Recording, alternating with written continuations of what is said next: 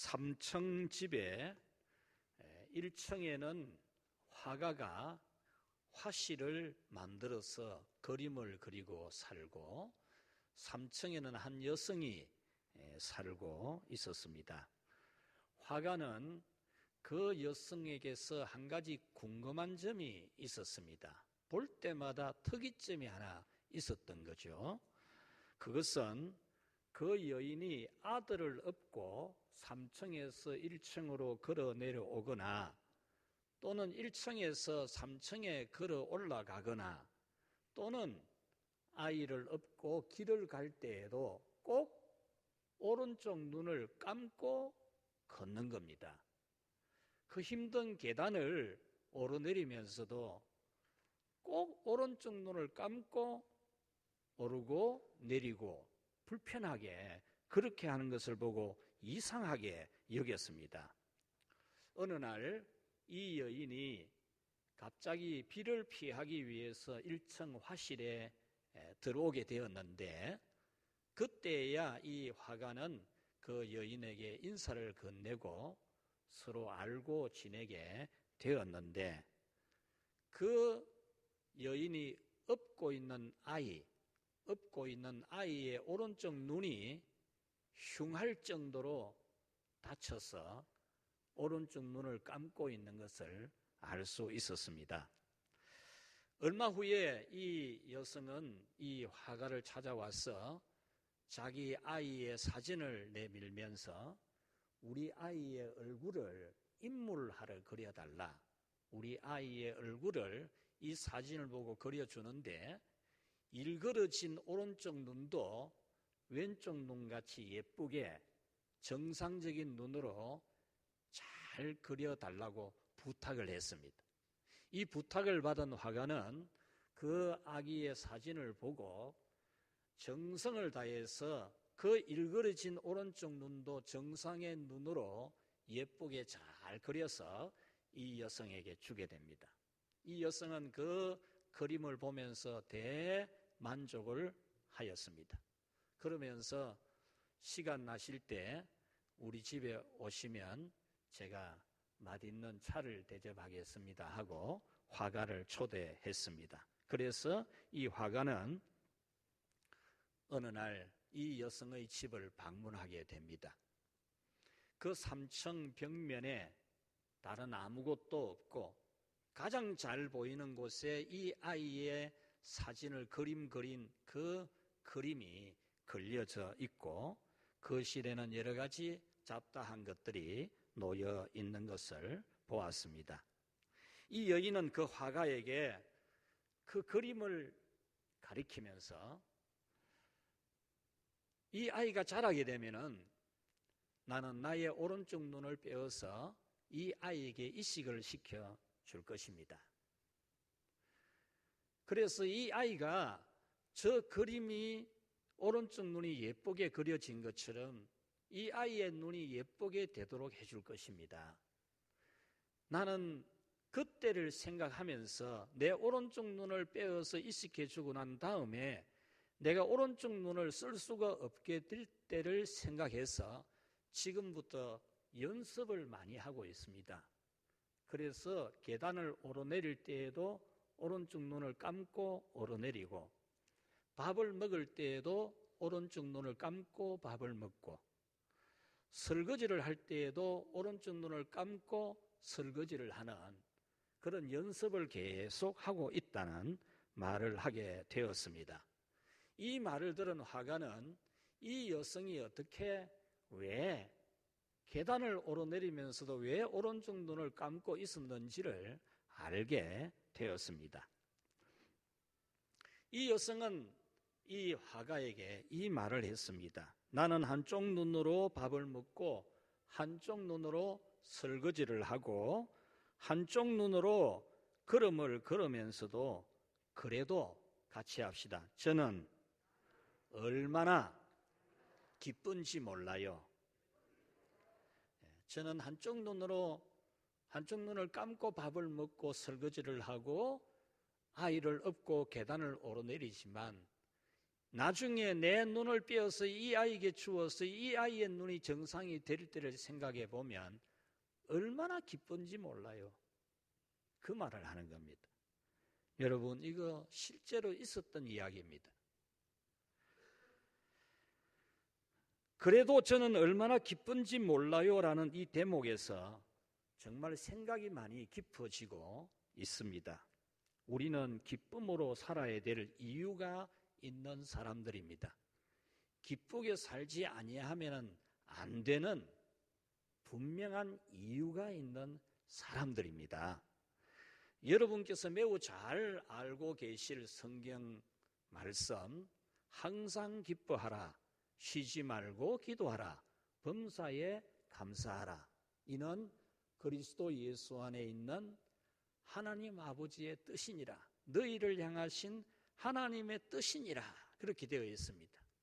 이 말씀 자세히 보면 하나님의 뜻이니라, 성부 하나님 아버지의 뜻이니라, 그렇게 말합니다. 그런데 이 말씀에서 기도하고 감사하는 것이 하나님 아버지의 뜻이라 하면 우리는 고개를 끄덕이고 공감을 하고 또 반드시 우리는 기도해야 되고 반드시 감사하는 신앙이 되어야 된다는 그런 믿음을 우리는 가집니다. 여러분도 대부분 거의 다 그렇지 않겠습니까? 우리는 기도해야 돼. 우리는 감사하면서 살아야 돼.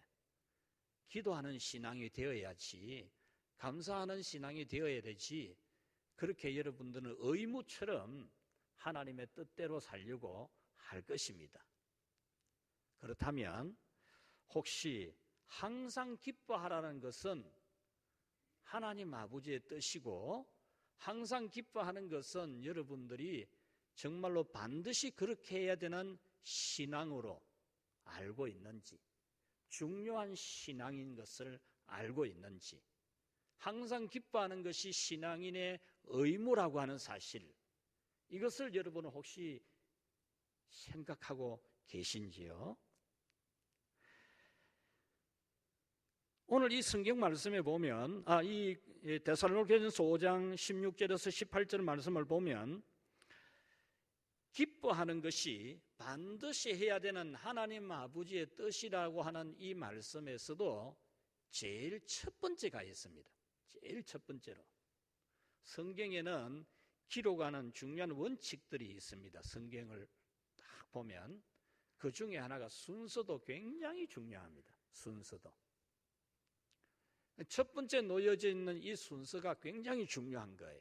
십계명 중에서 나 외에 다른 신들을 네게 있게 하지 말지니라, 이 계명이 모든 계명의 아주 중요한 첫 번째인 것처럼 하나님을 마음을 다하고 뜻을 다하고 목숨을 다하고 힘을 다해서 살아가는 것이 온 율법과 선지자의 대강령이듯이 이 첫 번째 놓여져 있는 것이 굉장히 중요한 겁니다. 그래서 기도하는 것도 중요하고 감사하는 신앙도 중요한데 같이 합시다. 항상 기뻐하는 것이 더 중요하다. 여러분, 오늘 하나님의 말씀을 들으면서 이 말씀, 항상 기뻐하는 것이 기도하는 것보다 감사하는 것보다 더 중요하다는 것을 여러분의 신앙으로 인정하게 되는 성령님의 감동, 여러분들을 새롭게 변화시키는 성령의 역사가 있기를 주님의 이름으로 축원합니다. 오늘 성경은 사도행전 이 성경은 우리에게 이 기쁨이라는 중요한 주제를 말씀하고 있습니다. 사도행전은 예수님의 십자가를 목격하고 예수님의 부활을 목격한 사람들이 핍박을 받고 반대를 받고 쫓겨다니고 죽임을 당하는 이런 엄청난 고난과 역경 속에서도 기쁨으로 교회를 세웠고 기쁨으로 복음을 전파했다. 이것이 사도행전의 핵심입니다. 거침없이 담대하게 복음을 전하는, 반대를 받고 미움을 당하고 순교를 당하는 그런 어려움 속에서도 왜 기뻐했느냐? 예수님의 십자가와 부활을 보았기 때문에. 오늘 여러분들이 진정 예수님의 십자가를 알고 예수님의 부활을 아는 성도라면 어떤 역경과 고난과 시련 가운데서도 항상 기뻐함으로 하나님 아버지를 기쁘시게 해드리는 그런 믿음을 가지게 되기를 주님의 이름으로 축원합니다. 오늘 성경에 매우 감격스러워하는, 너무나 기뻐하는 사람이 나옵니다. 오늘 39절에 기쁘게 길을 감으로 그렇게 말합니다. 이 기쁘게 길을 갔다라는 이 말씀은 매우 감격스러워하면서 갔다 그 말입니다. 너무너무 좋아하면서 막 벌쩍벌쩍 뛰면서 찬송을 부르면서 갔다, 그런 말씀입니다. 그리고 이 기쁨은 그 이후의 삶을 변화시키는, 그 이후의 삶이 이전의 삶과는 완전히 다른, 완전히 새로운 삶을 살아가게 하는 그런 큰 기쁨이었다라는 말씀입니다. 그 감격은 바로 아프리카의 교회의 교두보를 마련하고 교회를 개척하고 예배를 시작하고 기도를 시작하고 전도를 시작하게 하는 그런 감격, 그런 기쁨이었습니다. 저는 지난 주간에 이 성경에 나오는 이분의 감정에 저의 감정을 이입을 시켜보았습니다. 이분이 얼마나 기뻤을까, 얼마나 감격스러웠을까, 얼마나 즐거워했을까, 이 사람의 얼굴 표정이 어떠했으며, 이 사람의 가슴이 어떠했으며, 이 사람의 몸동작이 무엇이며, 이 사람이 무슨 찬송을 불렀을까, 이 묵상을 많이 해보았습니다. 분명히 그는 찬송을 불렀을 것인데 어떤 찬송을 불렀을까? 그 묵상을 해보니까 예수 사랑하심은 성경에서 배웠네.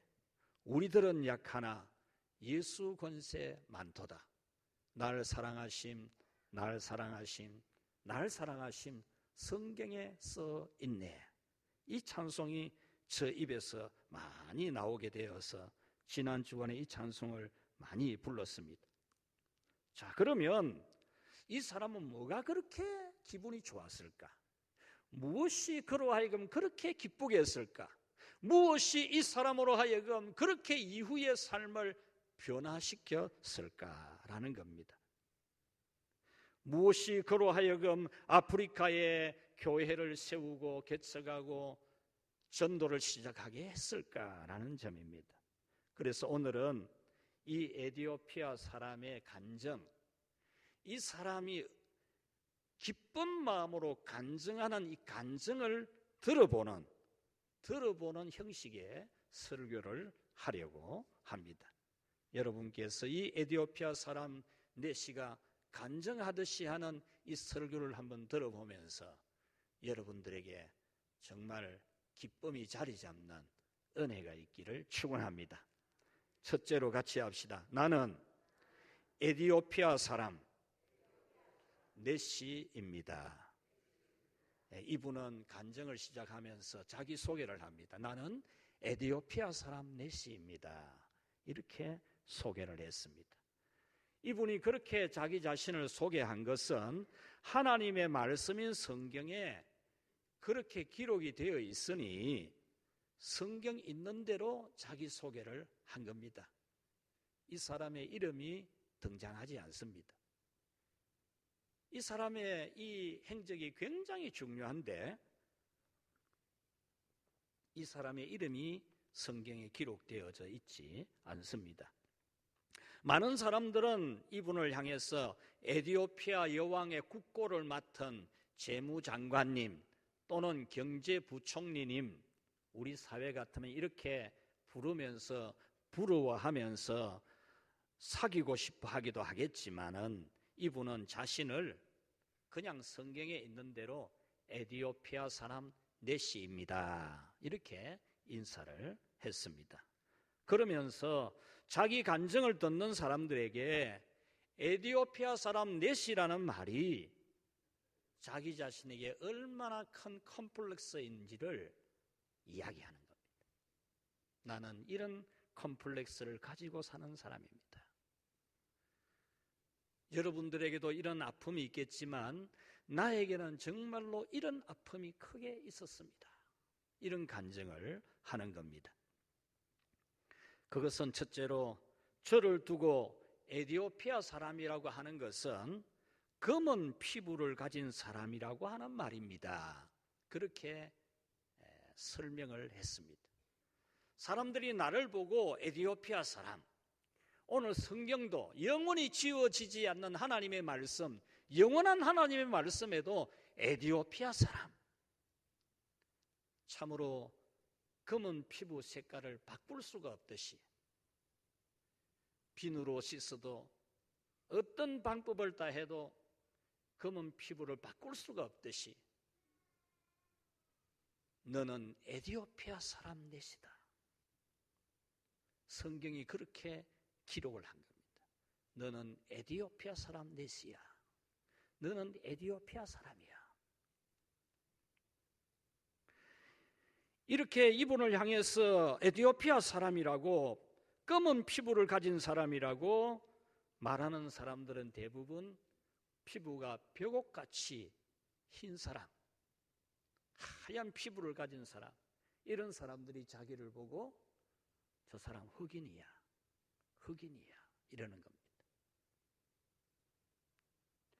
그런데 이분은 저와 부모님과 아내와 자녀들도 모두 피부가 검기 때문에 이것은 저희들에게는 큰 컴플렉스인 것은 틀림이 없지만은 그렇다고 바뀌어질 수 있는 것도 아니기 때문에 우리는 운명으로 받아들이고 살고 있습니다. 이것을 운명으로 받아들이고 있습니다. 제가 이 피부가 검은 사람이라는 말을 들으면은 가슴이 미어지는 것은 내 피부가 검다는 것 때문에 내가 가슴이 미어지는 것이 아니라 이 검은 피부의 이야기를 하면은 언제나 등장하는 한 가지 이야기가 있기 때문에 나는 너무나 가슴이 아픕니다. 그것은 바로 노아 할아버지 이야기라는 겁니다. 노아 할아버지가 포도주를 많이 마셔서 취하여 옷을 다 벗고 알몸으로 덜렁 누워 잠자는 것을 아들이 보고 그걸 본대로 막 형제들에게 발설한 그것을 죄라고 해서 형제들의 종의 종이 될 것이라고 저주받은 함의 후손이라고. 피부가 검은 너희들은 바로 노아 할아버지에게 저주받은 함의 자손이라는 그런 말을 들을 때에 우리는 정말 가슴이 무너지는 것처럼 절망적입니다. 이런 간증을 했습니다. 그런데 우리는 진짜 우리가 저주받은 함의 자손이라는 것에 대해서는 확실히 잘 모릅니다. 왜냐하면 그것은 사실로 성경적으로 근거가 분명한 것은 아니기 때문입니다. 그러니 이 에티오피아 사람이라고 하는 이 말은 저희에게 매우 큰 슬픔이고 절망적인 것입니다. 이런 자기소개를 하였습니다. 사랑하는 우리 성도 여러분, 여러분께서도 이 에티오피아 사람 같은 이런 컴플렉스, 누가 나보고 에티오피아 사람 하면은 그만 기가 죽고 흑인이라고 하고 함의 후손이라고 저주받은 자손이라고 이렇게 말하면 정말 넘어질 것 같은 충격을 받는 그런 컴플렉스를 가지고 있는 이 사람처럼 여러분들에게는 이런 일들이 없습니까? 여러분들에게는 에티오피아 사람이라고 낙인 찍는 말 같은 것이 없습니까? 이 사람에게나 우리 모두에게나 누구에게나 있는 것이 당신은 에티오피아 사람이야. 당신은 영원히 지울 수가 없는 검은 피부 같은 죄를 가지고 있어. 그 말이잖아요. 오늘 우리도 이 에티오피아 사람처럼 검은 피부를 지울 수도 없고 바꿀 수도 없고 베어내어도 없어지지 아니하는 그 검은 피부 같은 죄를 가지고 있는 우리라는 사실입니다. 두 번째로 이 넷시는 에티오피아 사람 넷시라고 하는 이 말에서 저를 두고 넷시라고 하는 이 말은 노골적으로 말하면 고자라고 하는 말입니다. 그는 간증하면서 노골적으로 말했어요. 제가 이 본문의 내용을 좀 더 많이 들여다보기 위해서 인터넷에도 한번 계속 들여다봤습니다. 들여다보니까 어떤 사람이 꼭 이 사람을 고자라고 해야 됩니까? 성경에 꼭 그렇게 기록해야 됩니까? 이런 질문을 해놓은 것도 있더라고요. 그런데 성경에는 우리의 죄와 허물이 얼마나 큰지, 우리가 얼마나 전적으로 타락하고 부패한 존재인지 우리 스스로는 하나님을 알 수도 없고 믿을 수도 없고 가르쳐 주어도 성경을 보여줘도 도무지 안 받아들일 우리라는 사실, 이런 우리를 하나님이 무한한 사랑으로 십자가의 은혜로 구원해 준 이 은혜의 크기를 보여주기 위해서 성경은 이런 사실들을 그냥 사실 그대로 기록하고 있어요. 기생라합이라고, 그 회개하고 예수 믿고 구원받았는데 꼭 기생자를 붙여야 되겠느냐고. 그래도 성경은 그를 기생이라고 붙이는 겁니다. 예수님의 족보 가운데 그 유다의 후손, 그 다윗의 그 조상, 그 이야기 중에 다말이라는 어떤 말로도 설명하기 어려운 그런 이야기도 성경에 그대로 기록을 한 겁니다. 성경은 이 사람에게 듣기 좋으라고 넷이라고 기록을 했지만 알아듣기 쉬운 말로 그대로 하면은 고한이 들려낸 자, 고한 자체를 빼내본 겁니다. 생식기 자체를 끊어낸 겁니다. 할례한 게 아니고 그냥 끊어낸 거예요. 이 넷시는 그런 사람입니다. 저는 여왕을 모시는 넷시이기 때문에 거세된 것에 대해서는 그렇게 크게 후회하지 않습니다. 내가 여왕을 모시고 내게 있는 중요한 직무를 수행하는 것으로 나는 감사하고 최선을 다하고 있지, 내가 거세된 것 때문에 이러는 것은 아닙니다. 그렇게 간증을 합니다. 그렇지만 제가 거세된 것에 대해서는 정말 가슴 아파하는 데는 다른 이유가 하나 있습니다. 그렇게 간증을 합니다. 그것은 바로 신명기 23장의 말씀 때문입니다. 신명기 23장에는 이스라엘의 총회, 여호와의 총회, 하나님의 백성에 들어올 수 없는 사람, 절대로 받아들이지 않아야 될 사람을 기록하면서 신랑이 상한 자, 신이 배임을 당한 자는 절대로 이스라엘 총회, 여호와의 총회, 하나님 백성에 받아들여서는 안 된다라고 율법이 되어져 있기 때문에 자기는 이미 신랑이 상했고 신이 잘려진 자이기 때문에 자기는 여호와의 백성의 수에 들어가지 못한다고 하는 이 율법이 너무나 가슴이 아픕니다. 내가 내 시로 살아가는 것이 가슴 아픈 것은 절대 아니고 하나님 백성의 수에 들어가지 못한다는 이 말이 너무나 가슴이 아픕니다. 함의 후손, 저주받은 자손이라는 말에 우리가 너무나 큰 상처를 받듯이 나는 이 신랑이 상한 자, 신이 배임을 당한 자가 여호와의 총회에 들어갈 수 없다는 이 사실에 나는 절망적인 그런 마음을 가집니다 라고 고백했습니다. 이 말씀의 원뜻은 우상 숭배자들이 자기들이 숭배하는 신에게 자기의 자식을 바치기 위해서 신을 섬기는, 신을 숭배하는데 신을 섬기는 사람으로 바치기 위해서 어릴 때에 자기 아들의 신랑을 드러내고 신을 잘라버리는 거예요. 완전히 잘라버리는 거예요. 그래서 신에게 바치는 거예요. 평생에 신만 섬기고 살도록. 우상 숭배자들이 하는 걸 말해요. 그러니까 신명기 23장의 원뜻은 우상 숭배하는 자들은 절대로 여호와의 총회에 들어올 수가 없다. 그런 뜻입니다. 그런데 유대인들은 이런 율법을 가지고 이방인들은 절대로 성전에 들어올 수도 없고 이방인들은 구원도 받을 수가 없고 신랑이 상하고 신이 배임을 당한 자는 절대로 여호와의 총회에 들어올 수 없다. 딱 이런 율법을 만들고 있었던 겁니다. 그래서 유대인들은 성전을 지으면서 그 담장을 다 쌓으면서 그 담장 벽에다가 이방인은 이 성전 뜰 안에 들어오면은 저주를 받아 죽습니다. 이 글을 써놓는 겁니다. 요즘 현수막 붙여놓듯이.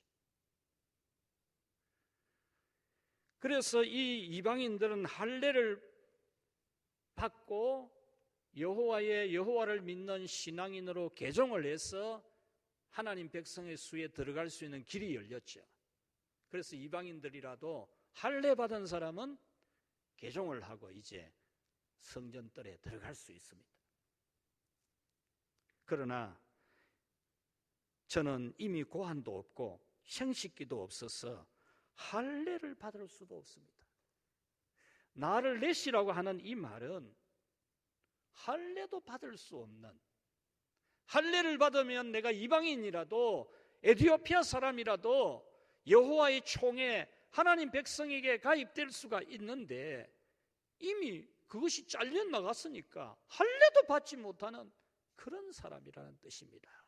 그렇게 고백을 했습니다. 여러분도 내시가 아닙니까? 내가 뭐가 내시입니까? 이렇게 반발을 할 수도 있겠지만 우리는 다 내시 같은 존재입니다. 하나님 아버지의 자녀라고 하는 씨를 가지지 못하는, 씨 자체가 없는, 하나님 자녀라고 하는 씨 자체가 없는 우리였습니다. 이 내시처럼 오만 방법을 다 해봐야 가능이 없는 겁니다. 마치 검은 피부를 바꿀 수 없듯이 이미 없는 고한, 잘려나간 이 생식기를 어떻게 할 방법이 없는 절망적인 이 사람처럼 우리는 하나님의 자녀의 씨 자체가 없는 우리였습니다. 오늘 이 사람의 간증을 들으면서 우리는 바로 이 에티오피아 사람 넷이라는 사실을 잊지 않아야 됩니다. 뭐 하나님 백성 자격이 있는 것처럼 막 고개 들고 막 그럴 게 아니고 우리는 사실 자체로 씨도 없는 넷입니다. 넷이. 그런 고백이 되어져야 됩니다. 세 번째로 이 사람은 이렇게 고백을 합니다. 나는 그럼에도 불구하고 1500km를 마차를 타고 왕복 2개월을 걸쳐서 예루살렘 성전에 가서 예배를 드리고 옵니다. 이렇게 간증을 했습니다. 이 사람은 성전에 가도 성전 안에 못 들어갑니다. 성전 안에 못 들어갈 뿐만 아니라 담장 안에도 못 들어갑니다. 1.5m 높이의 담장 밖에서 안에서 어떻게 예배 드리는지 보고 담장 밖에서 예배에 참석하는 겁니다. 1500km, 지금 에티오피아 이 지역은 지금 현재 에티오피아가 아닙니다. 같은 아프리카 지역이지만 지금은 누비아라고 하는 그런 나라 부족 국가인데 누비아라고 하는 그 땅입니다. 성경에 구스 족속이라는 이름이 나오죠. 그 구스 족속이 바로 이 에티오피아를 말합니다. 이 이집트의 남부 나일강 유역에 살아가는 사람들입니다. 거기서 예루살렘까지는 1500km입니다. 1500km를 그 시대의 교통수단 중에 제일 좋은 거 마차를 타고 가도 한 달 걸립니다. 한 달. 왕복 2달 걸립니다. 그럼에도 불구하고 그는 그 먼 길을 가서라도 여호와의 백성이 되고 싶고 여호와의 자녀가 되고 싶어서 그렇게 간다는 겁니다.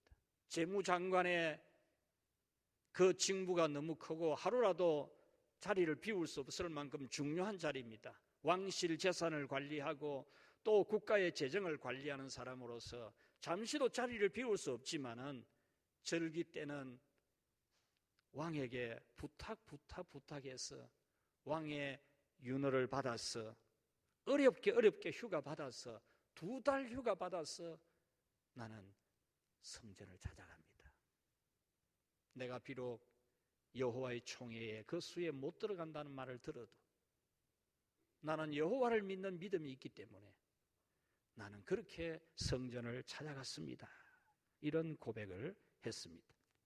그리고 나는 성경 뜻이 무엇인지 모르지만 여러분들은 이 본문에 소개되어진 이사야 53장의 말씀 뜻을 압니다. 이 말씀의 뜻이 예수님의 고난에 대한 것임을 여러분은 다 압니다. 그런데 이 에디오피아 사람은 누가 무슨 뜻인지 가르쳐주는 사람이 아무도 없는 겁니다. 돈은 있기 때문에 이사야 성경은 사서 읽어보기도 하는데 무슨 뜻인지 전혀 모르지만 그래도 나는 성경을 읽습니다. 마차 비포장 도로를 가는 마차 타고 가면서도 덜커덩거리면서도 이 성경을 읽는데 유대인들의 성경 읽는 방식대로 소리를 크게 내어서 읽습니다. 그래서 전도자 빌립이 큰 소리 내서 읽는 성경 소리 듣고 가까이 다가온 겁니다. 그러면서도 나는 성경 읽습니다. 이렇게 간증했습니다. 그렇지만 저는 마음이 무겁고 얼굴이 어둡습니다. 1500km를 마차 타고 와서 예배 드리고 가면서도 내 얼굴에는 기쁨이 없습니다. 마차 타고 가면서 성경 읽고 성경 뜻도 모르지만 성경 읽을 정도로 하나님을 경외하지만 그래도 내 마음 한구석에는 항상 많은 무거운 돌이 하나 놓여 있는 것처럼 내 마음이 언제나 눌리고 있습니다.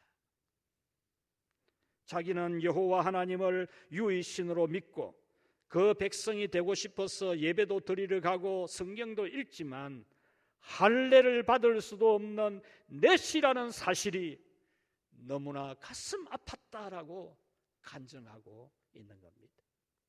사랑하는 여러분, 여러분은 혹시 이렇지 않습니까? 주일마다 성전을 찾아와서 예배를 드리고 가고 심지어 직분까지 받아서 주의 일들의 봉사까지 하면서도 여러분들에게 감격이 없는, 기쁨이 없는, 예배 드리러 가면서도 감사가 없는 그런 여러분은 아니십니까? 기도를 하고 주의 일에 봉사하면서도 마음 한구석에 큰 무거운 돌이 꽉 누르고 있는 것 같은 그런 여러분은 아니십니까? 이분의 간증이 곧 여러분의 이야기는 아니십니까? 이 사람의 두 번째 간증 같이 합시다. 나는 세례받은 하나님 자녀입니다. 첫 번째 간증은 나는 에디오피아 사람 네시입니다. 이 조명 꺾고 있어. 에디오피아 사람 네시입니다. 네시. 그렇게 자신을 간증했다면 이제는 나는 세례받은 하나님의 자녀입니다. 이런 간증을 했습니다. 네시여서 할례 받을 수도 없어서 성전에 들어갈 수가 없어서 자신이 피부가 검은 사람이고 저주받은 함의 후손이라는 말을 들으면서 언제나 마음이 무거웠지만 이제는 아닙니다. 이제는 나는 그렇지 않습니다. 이런 간증을 하는 겁니다. 이제는 자기 얼굴에 어둠이 없고 마음을 짓누르는 것도 없다고 간증했습니다. 이제는 아프리카에 교회를 개척하고 아프리카에서 예배가 시작되게 했고 아프리카에서 이제 전도가 선교가 시작되게 했고 저는 이제 절대로 마음이 슬프지 않습니다 라고 했습니다. 그 이유는 자신이 세례에 대해서 알게 되었고 그 세례의 비밀을 알고 나니까 그 세례가 얼마나 중요한지 알았고 그래서 자기는 세례받고 싶어 했고 그 전도자 빌립으로부터 세례를 받았습니다. 이렇게 간증하는 겁니다. 이 말씀 다시 들을 기회가 쉽지 않을 것 같아서 잠깐 설명을 하고 넘어가겠습니다. 빌립은 집사로 임명되었잖아요. 집사로 임직을 받았습니다. 근데 집사가 세례를 주었다. 인터넷에 보면은 성경에 목사가 세례 줬다는 말이 어디 있노? 집사가 세례 줬다 않거나. 성경이 그래 안 돼 있나? 그런데 누가 뭐 목사만 세례 주고 집사는 세례 주면 안 되노? 이런 인터넷 내용이 올라와 있어요. 그런데 이때의 이 집사는 목사보다도 더 위에 있는 사도가 사도의 일을 보충해주는 사람으로서의 직분입니다. 그때 이 집사는 그런 직분이에요. 그러니까 뭐 아무나 세례 주면 된다. 그런 말을 여러분, 맞네. 성경에 보니까 집사가 세례 줬네. 아무리 눈 뜨고 봐도 목사가 세례 줬다는 건 없네. 이런 말을 여러분 맞다. 이 바보 같은 그런 교인이 되면 안 돼요. 이 전도자 빌립은 이 사람이 세례를 갈망하기 때문에 세례를 주게 되었습니다. 그 성경 뜻이 인간의 죄를 대신 지고 십자가에서 죽으시는 하나님의 아들 예수님이라는 것을 이 전도자로부터 들었고, 누구든지 예수님 믿으면 세례를 받을 수 있고 세례 받으면 여호와의 총회 하나님 백성 교인이 될 수 있다는 그 전도자의 설교를 들었다고. 유대교에서는 할례 받아야 여호와의 총회에 들어올 수 있다고 하면서 이방인들은 안 된다고 그러고 할례도 못 받는 너는 안 된다고 그러는데, 예수교의 전도자 말을 들으니까 예수님을 구세주로 믿고 세례받으면 하나님 백성 될 수 있다는 그것을 나는 알게 되었습니다. 그래서 저는 물이 있는 곳을 보자마자 저기 물이 있는데 내가 세례받으면 무슨 그리낌이 있겠느냐, 나는 세례받고 싶습니다. 그렇게 전도자에게 요청을 했다는 겁니다. 세례받으면 하나님 자녀 될 수 있고 세례받으면 성전에 들어갈 수 있고 세례받으면 천국 갈 수 있다고 하는데 내가 세례받고 싶습니다. 그랬죠. 우리 성경에 보면 37절에는 그냥 가로 해가지고 없음이라고 되어 있습니다. 37절 말씀이 없는 거로 되어 있습니다. 37절 말씀이 없으면 그만 38절 말씀을 위로 올려가지고 37절로 쓰고 39절 말씀을 38절에다가 쓰면 될 건데 37절은 없음 이렇게 되어 있죠. 이 전통적인 이 교회에서 채택한 성경 사본, 이 성경 사본은 어쩐지 37절 말씀이 비어져 있는 거예요. 그래서 비어둔 거예요. 비어둔 거. 그런데 어떤 유명한 사본에는 보면은 이렇게 되어 있습니다. 37절 빌립이 그에게 이르되 네가 진심으로 믿으면 구원을 얻으리라 하니 그가 대답하여 가라사대 내가 하나님의 아들 그리스도를 믿습니다. 이렇게 되어 있어요. 그러니까 39절에서 38절에서 세례를 베풀게 된 겁니다. 그리고 자기가 세례를 받자마자 하나님은 신비한 방법으로 전도자 빌립을 낚아채 가듯이 데려가 버리고 자기 혼자 남았습니다. 그럼에도 불구하고 자기는 기뻐했다. 그렇게 간증했습니다. 그러므로 나는 이제 너무나 자랑스러운 하나님의 자녀가 되었습니다. 나는 세례받은 사람입니다. 할례 받지 못하면 하나님 백성이 될 수 없다고 성전을 찾아가도 담장 밖에서 예배 구경이나 해야 되는 나였는데 나는 이제 세례받아서 하나님의 백성이 되었습니다라고 힘주어 간증을 했습니다. 이제는 저를 보고 에티오피아 사람이라고 해도 나는 아무 상처받지 않습니다. 나를 보고 고자라고 해도 나는 시험 안 듭니다. 함의 후손, 저주받은 자손이라 해도 저는 전혀 그런데 마음 아파하지 않습니다. 나는 내가 죄를 지은 것과 내 피부가 검은 것과 생식기가 거세된 것도 아무 문제가 되지 않게 하려고 십자가를 지신 예수님을 분명히 믿고 세례를 받았기 때문에 저는 더 이상 슬퍼하지 않습니다. 이렇게 힘주어 간증을 한 겁니다. 더 이상 마음이 짓눌리거나 얼굴이 어둡지 않습니다. 이제부터는 아프리카에 하나님 나라의 교두보를 만들고 교회를 개척하고 전도하는데 나는 기쁨으로 힘써 열심히 할 것입니다. 이렇게 간증을 한 것입니다. 이제 나는 찬송가 563장을 기쁘게 많이 부릅니다. 예수 사랑하시면 거룩하신 말일세 우리들은 약하나 예수 권세 많도다. 나를 사랑하시고 나의 죄를 다 씻어 하늘 문을 여시고 들어가게 하시네. 내가 연약할수록 더욱 귀히 여기사 높은 보좌 위에서 낮은 나를 보시네. 세상 사는 동안에 나와 함께 하시고 세상 떠나가는 날 천국 가게 하소서. 나를 사랑하심, 나를 사랑하심, 나를 사랑하심. 성경에 써있네.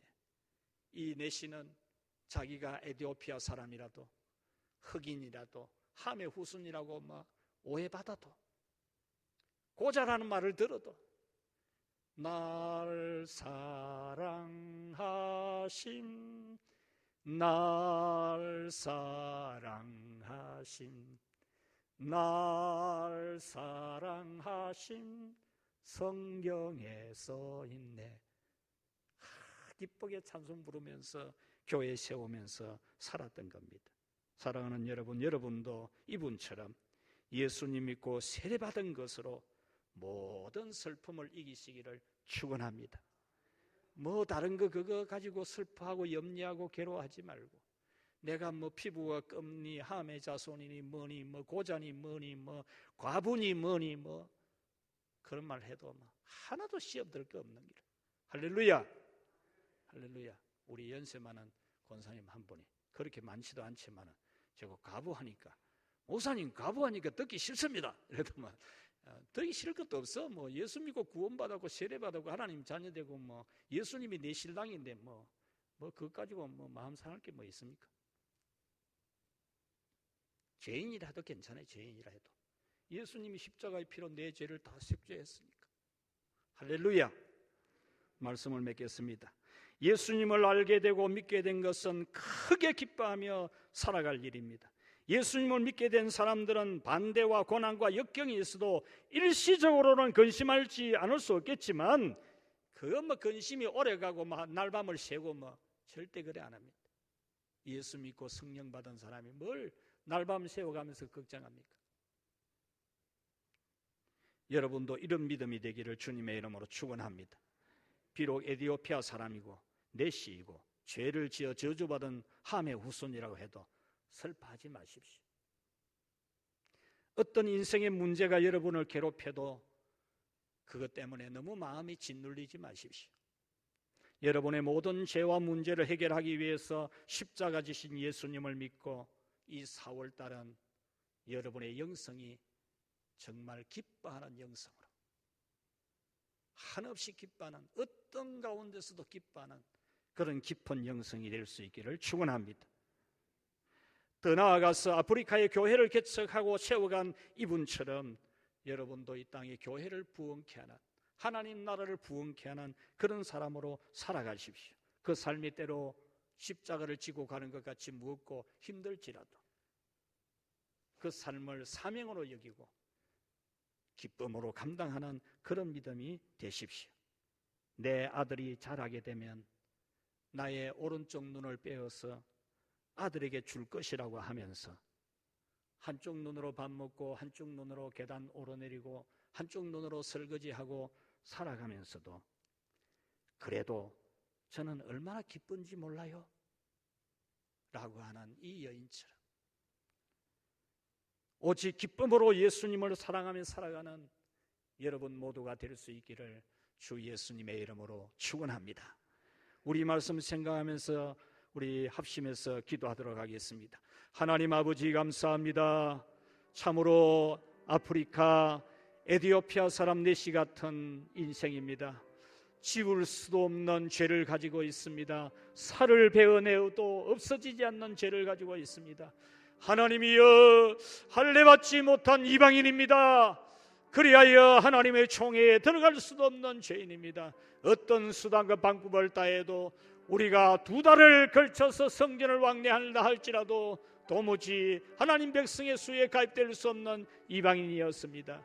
하오나 주께서는 우리를 사랑하셔서 우리 주 예수님 십자가에서 피 흘려 우리의 모든 죄를 다 속량하시고 우리의 지울 수 없는 문제들을 다 해결해 주셔서 우리가 세례받아 하나님의 자녀가 되고 하나님의 백성이 되게 해주신 은혜에 감사합니다. 하나님 아버지, 이 은혜를 기억하게 하시고 항상 기뻐하는, 모든 일에 기뻐하는, 모든 일에 하나님을 기뻐하며 주의 일에 힘쓰는 삶으로 살아갈 수 있도록 축복하여 주시옵소서. 하나님이여, 주의 모든 사랑하는 성도들을 기억해 주시고 저들이 이제 모든 어둠에서 벗어나게 하시고 모든 눌림에서 자유하게 하시고 이제 하나님의 그 큰 기쁨을 누리며 행복하게 살아갈 수 있도록 축복해 주시옵소서. 예수님의 이름으로 기도하옵나이다. 아멘.